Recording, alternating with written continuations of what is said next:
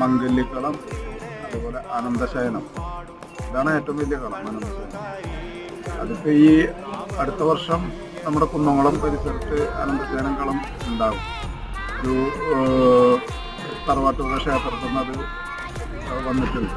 അപ്പോൾ നമ്മൾ വരുന്ന വർഷം അത് അനന്തശയനം നമ്മുടെ തൃശ്ശൂർ ജില്ലയിൽ ആദ്യമായിട്ട് നടത്തുകയാണ് എന്ന് പറയും.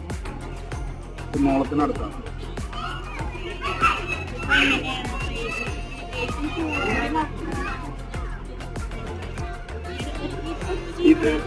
ഇത് തുടങ്ങുന്നത് അതായത് ഡിസംബർ മുതൽ മെയ് മാസം അവസാനം വരെയാണ് നമ്മുടെ ഉത്സവത്തിൻ്റെ സീസൺ. നമ്മുടെ സാധാരണ നാട്ടിൽ എല്ലാ ഉത്സവങ്ങളും പെരുന്നാളുകളും ഒക്കെ ആ സമയത്താണ് ഇതിൻ്റെ നാഗങ്ങളുടെ ഉത്സവങ്ങൾ നടക്കാറ്.